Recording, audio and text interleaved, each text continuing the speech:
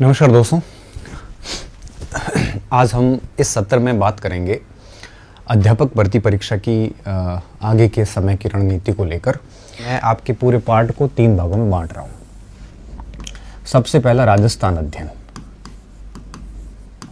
ठीक है, राजस्थान अध्ययन। अब राजस्थान अध्ययन के अंदर आप ये मानिए कि लगभग आपके इसमें देखो इतिहास पूरा आ जाएगा, इसमें आपके भूगोल पूरी आ जाएगी और इसमें आपके संस्कृति पूरी आ जाएगी और इसमें आपके राजस्थान के अंदर और साथ में थोड़ा बहुत विविध जीके भी आ जाएगा। विविध में कोई वो आपके राजस्थान के राजकीय चिन्ह वगैरह ये सब आ जाएंगे, ठीक है। और ये मोटे तौर पे आपके 120 अंकों का है, ठीक है। आप 120 प्लस अनुमानित लिख रहा हूँ ताकि आप लोग मेरी गलती ना निकालो, क्योंकि मोस्टली कई सारे बच्चे ऐसे आते हैं जो पूरा वीडियो देखते नहीं, उससे पहले आके बोल देते सर आपने 120 लिखा है, 130 होगा, 128 होगा, इतने परसेंटेज हो गए। मैं ये गणित सिखाने नहीं आया आपको, मैं ये बताने आया कि टाइम को मैनेज कैसे करना है, ठीक है। ये मैं अनुमानित बता रहा हूँ। दूसरा जो मोटा विषय है वो है आपका विषय। L1 में है तो 5 विषय हैं और L2 में है तो सभी का अपना अपना विषय है, ठीक है। सामाजिक वाला सामाजिक की तैयारी करें, हिंदी वाला हिंदी की तैयारी करें, क्योंकि आप एक ही दे पाओगे पिछले इंस्ट्रक्शंस के अनुसार। नए इंस्ट्रक्शन तो आएंगे तो पता चलेगा। पिछले इंस्ट्रक्शन में यही था कि हिंदी वाला, क्योंकि एक ही पेपर में सब आता था, एक ही पेपर होता था मॉर्निंग में या इवनिंग में, तो जिसके सामाजिक लिए उसके सामाजिक के 60% थे, 120 अंक थे, और जिसके हिंदी थी हिंदी के 120 अंक थे, मतलब 60% थे।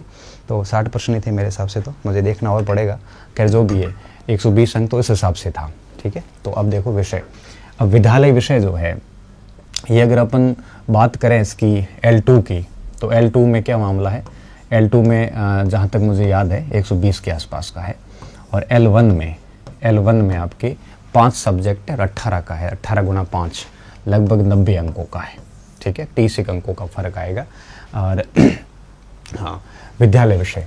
उसके बाद में तीसरा जो भाग है वो आपके आएगा मनोविज्ञान प्लस शैक्षणिक परिदृश्य,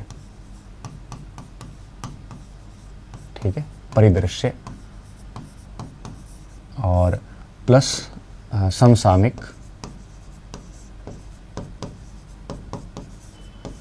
मनोविज्ञान के साथ में IT भी आ जाएगा, ICT भी आ जाएगा, समसामयिक आ जाएगा, ठीक है। तो ये मोटा भाग आ गया इसमें। अब मैं इसका ये नंबर तो निकाल ही रहा हूँ, आप यही समझ लीजिए विद्यालय विषय। तो इसमें आपके विषय आ जाएगा प्लस शिक्षण विधियाँ आ जाएगी, शिक्षण विधियाँ आ जाएगी, ठीक है। अब ये मोटा पार्ट है आपके पास में। देखो राजस्थान हो गया, और राजस्थान के अलावा आपके विद्यालय विषय और ये आ जाएंगे, और शिक्षण विधियाँ साथ में, मनोविज्ञान, शैक्षणिक परिदृश्य, समसामयिक, ठीक है, और समसामयिक में योजना वगैरह सारी आ जाएगी, ठीक है। तो पूरे सिलेबस को हम इस मोटे 3 भागों में बांट सकते हैं, ठीक है। लगभग 120 का ये है, 120 का ये कर लो और 60 का ये कर लो, तो ये 300 हो जाएंगे L2 के अंदर। L1 का करें तो 120 का ये हो जाएगा, और ये आपके लगभग 90 का हो जाएगा, और ये इसका थोड़ा सा L1 में थोड़ा सा वेटेज इसका ज़्यादा है, 1 में लगभग वेटेज हो जाएगा 90 नंबर के आसपास का वेटेज इसका हो जाएगा, ठीक है। 90 180 और ये हो जाएगा L1 का। तो वेटेज आपको पता ही है, मुझे बताने की ज़्यादा ज़रूरत नहीं है, ठीक है। अब आपको करना कैसे है इसको, मटेरियल, बस मैं यही कहूँगा कि जैसे ये विषय हैं को इनकी एक किताब रख सकते हो, इतिहास की एक, संस्कृति की एक, भूगोल की एक, विविध में तो आपको कोई भी गाइड में मिल जाएगा। अब अगर आप RBSC से देखते हो, NCERT से देखते हो, आप किसी प्रकाशन की देखते हो, सब आपके ऊपर है। मैंने पिछले वीडियो में सोर्स बता दिए। एक किताब रखना, विषय की भी लिमिटेड पुस्तकें रखना, और कोशिश ये करना कि विद्यालय विषय जो है ये आप NCERT या RBSC के ही करो, क्योंकि विद्यालय विषय अनंत है, और इनको अगर आप डेप्थ पे, गहराई पे ले जाओगे तो MA में भी वही टॉपिक पढ़ाया जाता है जो 6ठी क्लास में पढ़ाया जाता है। महाराणा प्रताप 6ठी में भी पढ़ते हैं, महाराणा प्रताप 12वीं MA में भी पढ़ते हैं। तो विद्यालय विषय का मैं सिर्फ सजेशन दे सकता हूँ कि आप बोर्ड की किताबों तक रखें, 12वीं तक की किताबों तक, बहुत ज़्यादा है, ठीक है, इससे ज़्यादा नहीं। L1 के बच्चों को तो यही कहूँगा कि 10वीं तक ही रखें, L2 वाले 12वीं तक जाएं, जो टॉपिक कोर्स में वही पढ़ें, एक्स्ट्रा ना पढ़ें। क्योंकि इतना सिलेबस है कि आप अगर इसकी गहराइयों की किताब लाओगे ना तो पूरी नहीं कर पाओगे आप। ठीक है, जैसे अब सामाजिक की बात करूँ, भूगोल की गहराई में जाओगे तो आप 3 किताबें भूगोल की लाओ भली, एक राजस्थान की लेके आओ, एक वर्ल्ड की लाओ, वर्ल्ड में भी 2-3 आएगी, क्लाइमेटोलॉजी अलग आएगी, है ना, सब अलग हो जाएगा। इतिहास में भी 2 किताबें हो जाएगी। तो ऐसी मत किताबें लाना, कोशिश करो कि 12वीं तक की किताबों से टॉपिक देख लो। जैसे अर्थशास्त्र पूरी 10वीं क्लास में पढ़िए और पूरी 11वीं क्लास में मिल जाती है आराम से। 2 टॉपिक 9वीं में मिल जाते हैं, 3 10वीं मिल जाते हैं, 4 और एक आधा टॉपिक 11वीं मिल जाता है। तो आप पूरी की पूरी कोशिश करो कि अपनी तैयारी जो विषय की है ये बोर्ड पे रखो। RBSC NCERT जो भी अभी NCERT चल रही है तो कोशिश करो कि NCERT पे रखो। अब आपके दिमाग में सवाल आएगा कि सर ये NCERT कि सर RMSSB पेपर बनाना है तो हार्ड बनाता है वगैरह वगैरह। ऐसा इतना मत सोचो, हार्ड यहाँ बन सकता है, यहाँ पे हार्ड नहीं बनते इतने। आप देख लेना लास्ट में जाते जाते 12वीं से ज़्यादा प्रश्न नहीं आएगा L2 में, और L1 में 10वीं क्रॉस नहीं करेगी, तो वहाँ तक देख लो। आप कोशिश करो कि इस पे ज़्यादा जोर दो आप, ठीक है। और इसके लिए आप अलग से पब्लिकेशन की किताब ला के देख सकते हो। राजस्थान बोर्ड में इतना पर्याप्त नहीं है, थोड़ा जटिल भी लिखा हुआ है, तो राजस्थान बोर्ड की भी देखते हो तो आपने रटी हुई है तो वही रहने दो। इसके लिए आपको थोड़ी किताब लानी पड़ेगी। क्यों? क्योंकि जैसे मनोविज्ञान तो आपके अच्छे से पढ़ा हुआ है, ठीक है, योजनाएं वगैरह है ये वैसे ही आपको पढ़नी पड़ेगी, रटनी पड़ेगी। और शैक्षिक परिदृश्य की कोई किताब ला के देख लेना, मार्केट में खूब सारी किताबें आई हुई होगी, एक आधी किताब लेके आ। करंट अफेयर की तो डेली आप सूजस देख सकते हो, जो गवर्नमेंट का खुद का राजस्थान का, प्लस कोई भी एक मासिक पत्रिका, कोई भी एक मासिक पत्रिका, और उसमें राजस्थान का जो जीके आता है वो पार्ट देख लो आप। अभी देख लो, नहीं देख सकते हो तो बाद में परीक्षा के टाइम 10-15 दिन महीना पहले देख लेना, कोई फर्क नहीं पड़ता। ये समसामयिकी का यही देख लो। शैक्षणिक परिदृश्य में बहुत डेप्थ में नहीं पढ़ना है, जो टॉपिक कोर्स में दिए वही पढ़ना, ज़्यादा नहीं पढ़ना। ये चीज़ें आपकी पढ़ी हुई है और विद्यालय विषय भी आपके काफ़ी कुछ देखे हुए, मैं कह रहा हूँ टीचिंग मेथड भी आपके देखे हुए हैं, ठीक है। राजस्थान जी की भी आपने पहले पढ़ रखा है। तो आप क्या करोगे, अब इस पूरे को 3 भागों में बांट दो, ठीक है। अब आप आज क्या करना, घर पे राजस्थान इतिहास की ये जो पोर्शन है इसको टेबल पे एक साइड में रख देना, विद्यालय विषय को बीच में रख देना, और मनोविज्ञान और ये जो पोर्शन है इसको आप साइड में रख दो। क्लियर? अब आपको क्या करना है, अब आप अपने दिन को 3 भागों में बांट दो, ठीक है। देखो मैं बता रहा हूँ, ये जो प्लानिंग है ये मैं मेरे एक्सपीरियंस के बेस पे बता रहा हूँ। मैंने हालांकि न कभी ज़िंदगी में 3rd ग्रेड का एग्ज़ाम दिया, ना मैं कभी अध्यापक भर्ती के लिए कभी मैंने तैयारी करी, ना मैं अध्यापक रहा। मैं वरिष्ठ अध्यापक ही बना था डायरेक्ट, तो मेरे को इसका इतना नॉलेज नहीं है, बट मैंने इसके 20 एक बैच ले लिए हैं टोटल। तो मुझे 20 मतलब ऑनलाइन ऑफलाइन 2012 के बाद से लगभग 8-10-12 बैच तो हो ही गए हैं, तो मुझे इसका अनुभव है। उस बेस पे मैं बता रहा हूँ। आप अपन मेरी रणनीति से बढ़िया रणनीति पे ऑलरेडी है, तो फिर इसको रणनीति को आप फॉलो ना करें, या फिर आपको लगता है कि इसमें थोड़ा संशोधन करके मैं फॉलो करूँ तो कर सकते हो आप। वो कैसे किया जा सकता है वो भी मैं आगे बात बताऊँगा आपको।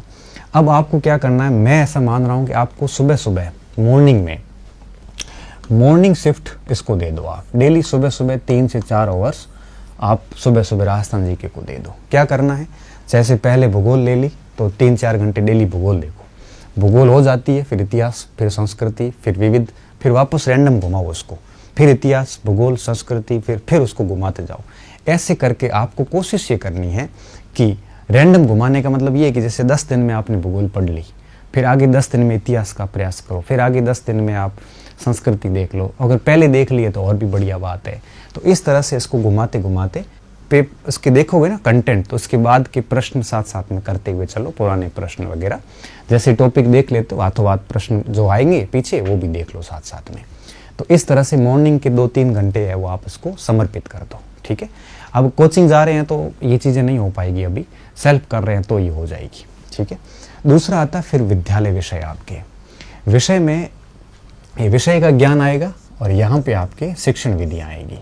अब मैं ये मान के चलता हूँ कि ये आपको थोड़ा रात्रि के समय या दोपहर में, जैसे सुबह सुबह आप जैसे 6 बजे उठ गए तो 10-11 बजे तक तो आपने ये देख लिया, खाना वाना खा लिया, ठीक है, 1-आधा घंटा सो लिया, 1:30-2 बजे वापस उठ गए, तो फिर 2 से लेकर 6 बजे तक 3 से 4 घंटे वापस आप बैठ जाओ और विद्यालय विषय देखो। विद्यालय विषय जैसे आप L1 में हैं तो एक शुरू करो। पहले जो आपने, अच्छा इसमें एक और चीज़ देखना, जो आपने अभी नहीं पढ़ा वो पहले देखो। जैसे इसमें भी मान लो कि आपने संस्कृति नहीं पढ़ी है तो उसको शुरू कर लो, या भूगोल नहीं पढ़ी, जो टॉपिक नहीं देखे हुए हैं ना उसको आप प्राथमिकता पे लाओ, ठीक है, ताकि उसका रिवीजन ज़्यादा हो पाएगा। अब विद्यालय विषय में क्या करना, जैसे L1 है, L1 के साइंस काफ़ी कुछ पढ़ी हुई है, सामाजिक भी काफ़ी कुछ पढ़ी हुई है, गणित भी काफ़ी कुछ पढ़ी हुई है, और आपकी जो भी लैंग्वेज वगैरह है वो जो भी है। तो आप ये करो कि एक जो पोर्शन आपका कमज़ोर है उसको आप पहले उठाओ और उसको पूरा करो। अब L1 के 5 सब्जेक्ट है टोटल 18-18 नंबर के, 10 और 8, 10 और 8। तो पहले ये कोशिश करो कि 2-4 घंटे, जो आप 4 घंटे डेली देने वाले हो, तो 2 से 3 घंटे आप डेली अपने सब्जेक्ट को दो। एक सब्जेक्ट लो पहले। जैसे मान लो आप सामाजिक के हैं तो पहले आप अर्थशास्त्र ले लो, उसको 8-10 दिन में पूरी कर लो, 15 दिन में पूरी कर लो। और जैसे अर्थशास्त्र पूरी हो जाती है तो उसके बाद में भूगोल कर लो, फिर इतिहास कर लो, फिर पॉलिटी कर लो, फिर टीचिंग मेथड कर लो, ठीक है। तो सामाजिक में 5 भाग हो जाएंगे। हिंदी है तो हिंदी में ये कर लो, हिंदी पढ़ लो, फिर इसके बाद शिक्षण विज्ञान पढ़ लो। फिर अब अगर आप साइंस के हैं तो साइंस पढ़ लो, फिर मैथ्स पढ़ लो, फिर टीचिंग मेथड पढ़ लो। अगर आप L1 के हैं तो इस प्रकार से इसी तरह इसको भी रैंडम घुमाओ आप डेली, ठीक है। एक सब्जेक्ट लो, उसको पूरा करो और दिमाग रखना, और प्राथमिकता उसको देना जो आप पहले से जिस किताब को पढ़े हुए हैं। तो क्या होगा कि वापस पढ़ने में थोड़ी आसानी होगी। और विषय को प्राथमिकता NCERT को देना। ऐसा भी नहीं केवल NCERT आपने किसी और से बढ़िया पढ़ रखा तो उससे भी पढ़ सकते हो, किसी कोचिंग से पढ़ रखा तो उसी को भी फॉलो कर सकते हो, और इस तरह से इसको रैंडम घुमाओ आप। तो विषय प्लस एक ये मान के चलो, ठीक है। तो जैसे L1 है तो L1 में 5 विषय हैं तो 5 शिक्षण विधियाँ हैं। तो जैसे आपने विज्ञान पढ़ी तो विज्ञान की विधियाँ साथ में पढ़ लो, सामाजिक पढ़ी सामाजिक की विधि साथ में पढ़ लो। तो उस हिसाब से चलते जाओ आप। ये रात का समय इसको दे दो। अब दिन का समय फिर देखो 6 बज गए, 7, 8, 9, 10 आपने खाना वाना 7, 6, 7 बजे तक 8 बजे तक कर लिया। फिर रात को 2 से 3 घंटे सोने से पहले आप इस पोर्शन को दे दो। अब देखो इसमें 2 से 3 घंटे में क्या करना है। मनोविज्ञान आपने ठीक से पढ़ रखा है तो मेरा ये मानना है कि मनोविज्ञान या तो साप्ताहिक देखो, या फिर जब फ्री टाइम होता तो देखो, या फिर थोड़ा कम देखो मनोविज्ञान को। क्यों? क्योंकि आपने रीट पास की और आपने खूब मनोविज्ञान पढ़ा है, ठीक है। कोशिश ये करो कि कम से कम 1 घंटा डेली, 1 से 1.5 घंटा आप शैक्षिक परिदृश्य को दो ही दो। 1 घंटा तो देना ही है आपको, 1-1.5 घंटा। और इसके साथ साथ आधा 1 घंटा आप एक योजना डेली तैयार करो। एक योजना हमेशा तैयार कर लो। रात को एक योजना तैयार करोगे ना तो आगे 2 महीने में अक्टूबर तक 45 योजनाएं तैयार हो जाएगी। उसमें विद्यार्थियों की योजनाएं भी आ जाएगी, नव कार्य योजनाएं भी आ जाएगी, है ना। तो डेली एक योजना तैयार करके सो जाओ आप। एक योजना डेली तैयार कर लो और 1-1.5 घंटा शैक्षणिक 1-1 घंटा पढ़ के सो जाओ आप, ठीक है। जैसे शैक्षणिक परिदृश्य पूरा हो जाता है तब आप वापस मनोविज्ञान ले लो। मनोविज्ञान 5-7 दिन पूरी करके फिर शैक्षणिक परिदृश्य लो। इनको आप रैंडम चलते रहने दो और योजना डेली 1-1 तैयार करते जाओ, ठीक है। ये काम आपको रेगुलर बेसिस पे करना है। और फिर बात रहती है सिर्फ और सिर्फ करंट अफेयर्स की। करंट अफेयर्स का आपको क्या करना है, अब इसके साथ साथ में अगर टाइम मिलता है कि भाई मेरा शैक्षणिक और मनोविज्ञान दोनों हो गया है तो महीने में एक मंथली मैगजीन आएगी और उसको 4-5 दिन उसको दे दो एक्स्ट्रा से। तो आपको रात के समय में इन सबको मैनेज करना है, ठीक है। 2-3 घंटे इसको दे दो। अब देखो कितने घंटे पढ़ाई हो रही है, 4-4, 8 और 3, 11 घंटे मैक्स टू मैक्स, और इतनी पढ़ाई खूब होती है। और मैं दावे के साथ कह सकता हूँ, अब देखो 120 के लगभग ये बैठ रहा है, 120 के लगभग 80-90 ये बैठ रहा है, 100 के आसपास ये बैठ रहा है। मतलब तीनों पार्ट 300 नंबर को कवर कर रहे हैं, ठीक है। मोटे मोटे तौर पे 10-15 ऊपर और नीचे हो सकते हैं, और तीनों को हम बराबर टाइम भी दे रहे हैं।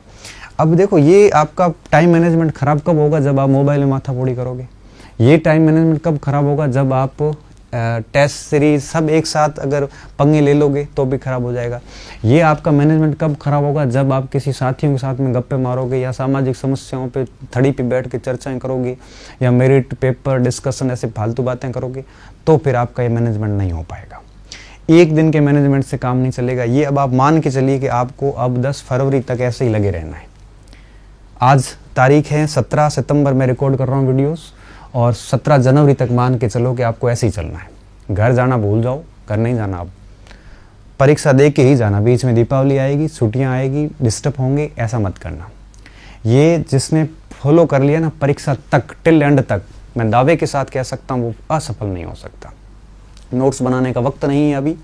अब जो किताब लो उसी को पढ़ना, नोट्स वोट्स नहीं बनाने हैं, बस किताब को बार बार पढ़ते जाओ। कोचिंग में जा रहे हो तो वैसे नोट्स लिखने ही पड़ेंगे। ठीक है। तो ये चीज़ें करनी है आपको, इसको इस प्रकार से कर सकते हो, बेहतरीन तरीके से किया जा सकता है।